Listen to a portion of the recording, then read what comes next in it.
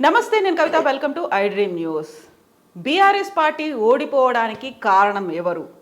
కేసీఆర్ స్వయంకృతాపరాధమే ఓడించేట్లు చేసిందా? హ్యాట్రిక్ సీఎంగా నిలుస్తారు అనుకున్నప్పటికీ ఎందుకని అనుకున్న దిశగా వెళ్ళలేకపోయారు? అనుకున్నంత మెజారిటీ రాలేదు. అసలు ఇంట్రాస్పెక్షన్ జరిగిందా? కేసీఆర్ ఎక్కడున్నారు? నెక్స్ట్ ఏం చేయబోతున్నారు? పార్లమెంట్ ఎన్నికల నాటికి విధానం, నినాదం ఎలా ఉంటుంది? ఇవన్నీ బోల్డ్ అన్ని క్వశ్చన్స్ ఉన్నాయి. వీటన్నిటి గురించి మనం మాట్లాడుకుందాం. ప్రస్తుతం మనతో పాటుగా ఉన్నారు బీఆర్ఎస్ సీనియర్ లీడర్ కన్నె ప్రభాకర్ గారు. ప్రభాకర్ గారు, నమస్కారం అండి. సో బోల్డ్ అన్ని క్వశ్చన్స్ అయితే ఉన్నాయి. ఇవన్నిటి ఆన్సర్ చేయడానికి అసలు ఎందుకు ఎవరు అవైలబుల్గా కనిపించట్లేరు బీఆర్ఎస్ లీడర్స్? అట్లేం లేదు కవిత, మొన్ననే ఎన్నికలు అయిపోయినాయి. ఎన్నికలు దాదాపు 2 నెలల సంగ్రామం. మిగతా పార్టీల కంటే కూడా నిజానికి మా పార్టీ 3 నెలల ముందే అభ్యర్థుల్ని ప్రకటించింది. 3 నెలలు మేము కంప్లీట్గా ప్రజల్లోనే ఉన్నాం. దానికి తోడు రోజువారీ దాంట్లోనే ఇప్పుడు ప్రతిపక్షంలో ఉన్నాం. ఎవ్రీడే ఏదో కార్యక్రమం ఉంటుంది అన్నట్లు కాదు. అధికారంలో ఉన్నప్పుడేమో సహజంగా కార్యక్రమాలు ఉంటాయి, ప్రభుత్వ కార్యక్రమాలు ఉంటాయి, దాంట్లో ఇన్వాల్వ్ అవుతారు. కానీ ప్రతిపక్షంలో ఉన్నప్పుడు ఇష్యూని బేస్ చేసుకొని మాత్రమే నాయకులు, కార్యకర్తలు అందుబాటులో ఉంటారు. అందులో మొన్ననే ఒక పెద్ద యుద్ధం ముగిసింది కాబట్టి అంతా అయిపోయి 15 రోజులు అవుతుంది. మా నాయకులు అందుబాటులో లేరు అనేటువంటిది అవకాశమే లేదు. యుద్ధం ముగిసింది. అక్కడ ఉన్నటువంటి కార్యకర్తలు, సైనికులు వీళ్ళందరూ కూడా అలుపెరగని పోరాటం చేసిండ్రు.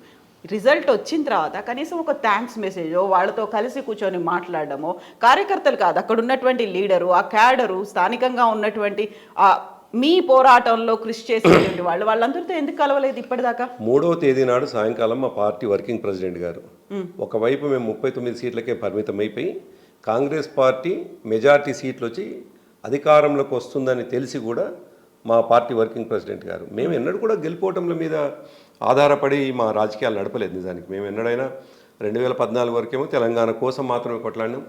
2014 తర్వాత ప్రజల ఆశీస్సులతోటి అధికారంలోకి వచ్చినాక నిరంతరం ప్రజల్లో ఉన్నాం. సో ఒక ఓటమితో, ఒక గెలుపుతో, ఓటమితో కుంగిపోవడం, గెలుపుతో పొంగిపోవడం ఆ పరిస్థితులు ఎన్నడూ లేము. అందుకే ఆ రోజు 6 గంటలకు ప్రెస్ కాన్ఫరెన్స్ పెట్టినాం. మా నాయకులకు, కార్యకర్తలకు, ప్రజలందరూ కూడా ఓట్లు వేసిన వాళ్లకు, వేయని వాళ్లకు అందరికీ కృతజ్ఞతలు చెప్పినాం. కాబట్టి మేము నాయకులకు, కార్యకర్తలకు అందుబాటులో లేవు అనేటువంటిది అవాస్తవమైనటువంటి మాట.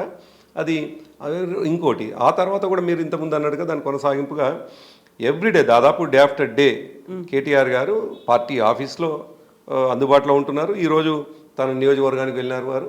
కాబట్టి మేము ప్రజలకు దూరంగా ఉండడం అనేటువంటిది సాధ్యం కానే కాదు. ఎందుకంటే టీఆర్ఎస్ పార్టీ ప్రజల ఆశీర్వాదంతో పుట్టినటువంటి పార్టీ, ప్రజలు కోరుకుంటే వచ్చినటువంటి పార్టీ, ప్రజల ఆశీస్సులతోటి అధికారంలోకి వచ్చినటువంటి పార్టీ.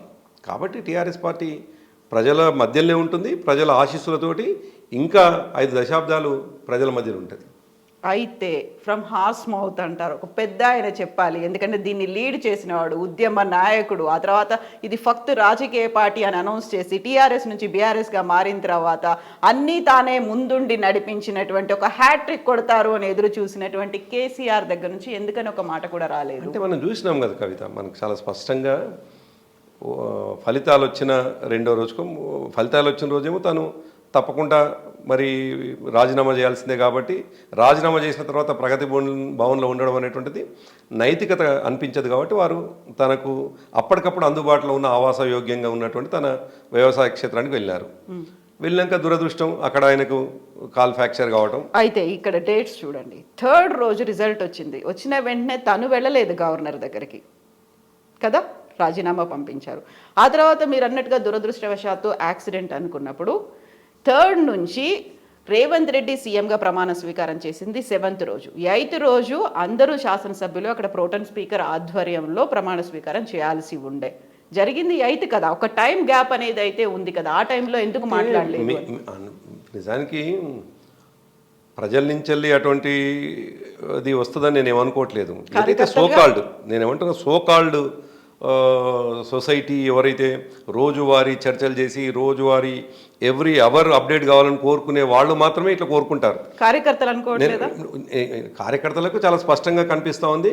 సహజంగా ఒక ఉద్యమ నాయకుడిగా ఉన్నాడు, ముఖ్యమంత్రిగా ఉన్నటువంటి 10 సంవత్సరాలు ఉన్నటువంటి వ్యక్తి ఓడిపోయినటువంటి సందర్భంలో తెల్లారే ముఖ్యమంత్రిగా, అంటే మాజీ ముఖ్యమంత్రి కాగానే మాట్లాడాలని కోరుకోరు. మా కార్యకర్తలు అయితే అంతా ఆ పద్ధతిలో ఉంటారని నేనేమనుకోను. కానీ ఇవాళ మమ్మల్ని నిరంతరం విమర్శిస్తున్నటువంటి వాళ్ళు ఎవరైతే ఉన్నారో వాళ్ళు సహజంగా విమర్శించే విమర్శనే.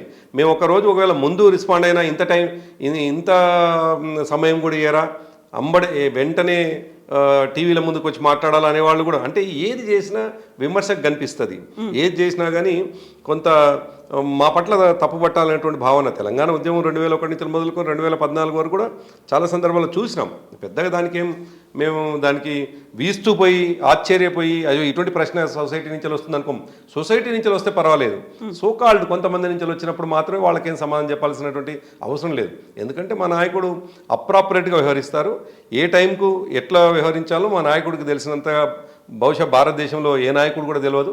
కాబట్టి మా నాయకుడు కార్యకర్తల్ని కాపాడుకోవడం మా నాయకుడికి తెలుసు, ప్రజలకు ఎట్లా అందుబాటులో ఉండాలో మా నాయకుడికి తెలుసు. తన కాలు సరిగానే ప్రజాక్షేత్రంలోకి వస్తే మా నాయకుడు ముందర ఎవరు నిలబడేటువంటి పరిస్థితి కూడా ఉండదు. కాకపోతే అక్కడ ఉన్నప్పుడు ఫామ్ హౌస్లో ఉన్నప్పుడు, ఎర్రవెల్లి ఫామ్ హౌస్లో ఉన్నప్పుడు అక్కడ చుట్టుపక్కల ఉన్న వాళ్ళు బస్సుల్లో వచ్చి కలిశారు వెళ్ళారు తప్ప అంత తీవ్ర స్థాయిలో లేకుంటే అంత ఫ్రీగా లీడర్స్ అందరూ కలవలేకపోయారు, కార్యకర్తలు కలవలేకపోయారు. వెళ్ళిన తర్వాత ఇమ్మీడియట్గా అంతకుముందు ప్రగతి భవన్ నుంచి వదిలి ఫామ్ హౌస్లో ఎలా ఉంటారో ఓడిపోయిన తర్వాత కూడా అలాగే ఫామ్ హౌస్కే పరిమితం అయ్యారు. మిగతా వారికి అలో లేదు, పర్మిషన్ ఇవ్వలేదు. తప్పు అబ్జర్వేషన్ బహుశా మీద మీ జర్నలిస్ట్ సొసైటీ నుంచి వచ్చినటువంటి అబ్జర్వేషన్ అది నాకు తెలియదు. కానీ 4వ తేదీ నుండి 4వ తేదీ మధ్యాహ్నం 3 గంటల నుండి కంటిన్యూస్గా నాయకులందరూ కూడా మీరు యూ టేక్ ఎనీ నేమ్, ఎవరి పేరైనా తీసుకోండి, వాళ్ళు పోయి మా నాయకులు ఓడిపోయిన వాళ్ళు గెలిచినటువంటి వాళ్ళు అందరు పోయి పిలిపించుకొని మాట్లాడారు. అందరికి ఎవరికి వాళ్ళు పోయి కేసీఆర్ గారిని కలుద్దాం, కేసీఆర్ గారిని ఓటమి కోసం మరొకటి కోసం కాదు, కేసీఆర్ గారికి అనేక సందర్భాల్లో కష్టంలో నష్టంలో అండగా నిలబడేటువంటి వాళ్ళు. కాబట్టి ఇది కష్ట సమయం అనిపించవచ్చు, లేదు కష్ట సమయంలో మేము ఉండకుంటే ఎట్లా అనిపించవచ్చు, ఎవరికి వాళ్ళుగా ఎర్రవెల్లి తన ఇంటికి వెళ్ళినారు, అందరు కలిసినారు. వచ్చిన ప్రతి ఒక్కరిని కూడా కేసీఆర్ గారు కలిసినారు. సో కలవలేదు అనేటువంటిది తన కాలు ఫ్రాక్చర్ అయ్యేంత వరకు కూడా, ఫ్రాక్చర్ అయినంత తర్వాత కూడా మీరే చూసినారు. ఆయన వస్తున్నటువంటి జనాన్ని చూసి హాస్పిటల్లో మిగతా రోగులకు ఇబ్బంది అవుతుంది అనేటువంటి ఉద్దేశంతో ప్రజలకు చాలా బాధతో రిక్వెస్ట్ చేస్తున్నటువంటి సందర్భాన్ని కూడా చూసినాం. కాబట్టి కేసీఆర్ గారు కలవలేదు అనేటువంటి మాట శుద్ధ అబద్ధం. ఒకవేళ నిజంగా కూడా ఒకరోజు కలవకున్నా ప్రజలు అట్లా కోరుకోరు. ఎందుకంటే కేసీఆర్ గారు ఏ నిమిషం ఆయన ప్రజలకు కలిసినా కలవకన్నా ప్రజల కోసమే ఆలోచిస్తారు అనేటువంటి భావన ప్రజల్లో ఉంటుంది. కాబట్టి ప్రజల నుంచి అటువంటి డిమాండ్ ఉంటుందని అయితే నేను అనుకుంటాను. ఎస్, కార్యకర్తలు లీడర్లు మీరు అనుకున్నట్టుగా కేసీఆర్ని కలిశారు, కేసీఆర్ వాళ్ళతో కలిశారు, ఇవన్నీ అనుకున్నప్పుడు కూడా సీఎంగా రేవంత్ రెడ్డి ఎన్నికైన తర్వాత ఆయనకు ఒక కంగ్రాట్స్ చెప్తూ, ఒక శుభాకాంక్షలు చెప్తూ ఒక మెసేజ్ అనేది ఎందుకు రాలేదు కేసీఆర్? చెప్పినాం కదా మేము, మా పార్టీ వర్కింగ్ ప్రెసిడెంట్ గారు చెప్పినారు. మా పార్టీ వర్కింగ్ ప్రెసిడెంట్ గారు అంటే డెఫినెట్గా కేసీఆర్ గారి మాటని, కేసీఆర్ గారు ఆయన అనారోగ్యంగా ఉండి అటువంటిది ఎవరైనా సొసైటీ కోరుకుంటే అంతకంటే ఏమంటారు వికృతానంగం ఇంకోటి ఉండదు. అనారోగ్యం కాదు, గెలిచిన వెంటనే ఇవ్వాల్సినటువంటి ఒక మెసేజ్, ఒక సందేశమో అనేది రాలేదు. కనీసం రేవంత్ రెడ్డి ఎన్నిక అవుతున్నాడు, Revanth Reddy is becoming CM అన్నప్పుడు కూడా ఎందుకు రాలేదు? ఒకవేళ తన కాలు తుంటి గాయం జరగకపోతే అసెంబ్లీలోనే అతనికి అభినందనలు చెప్పేవాడు. మా పార్టీ వర్కింగ్ ప్రెసిడెంట్ గారేమో 3 నాడు సాయంకాలమే చెప్పినారు కాంగ్రెస్ పార్టీకి అభినందనలు. ఆ తర్వాత ట్విట్టర్ వేదికగా వివిధ మాధ్యమాల ద్వారా మేము కంగ్రాట్స్ చెప్పినాం. ఇంకోటి రాజకీయాల్లో ఉన్నటువంటి వాళ్ళం, కొత్తగా ఎప్పుడో మొన్నటినే రాజకీయాలకు కేసీఆర్ గారు రాలేదు. దాదాపు 4.5 దశాబ్దాలుగా ఆయన రాజకీయాలు ఉన్నారు, రాజకీయాలని అవకాశం పట్టించుకున్నారు ఆయన. సో ఉన్నటువంటి సిచ్యువేషన్ని అంత ప్యానిక్ అయ్యేటువంటి మనిషి ఏం కాదు కేసీఆర్ గారు. ఆయన సిచ్యువేషన్ తగ్గట్టుగా డెఫినెట్గా ఎట్లా యాక్ట్ చేయాలి, ఏ పద్ధతులు ఉండాలి అనేది బాగా తెలిసిన చతురత కలిగినటువంటి వ్యక్తి, అంత హుందాగా కూడా వ్యవహరించేటువంటి వ్యక్తి. కాబట్టి అటువంటి పరిస్థితి ఉంటుంది అనేటువంటిది ఆ ఎక్స్పెక్టేషన్ నిజానికి సొసైటీ నుంచి ఏం లేదు. కేసీఆర్ గారు రేవంత్ రెడ్డి గారికి అభినందనలు చెప్పలేదు అనేటువంటి మాట కూడా ఏం పెద్దగా సొసైటీ నుంచి ఏం కనిపించట్లేదు.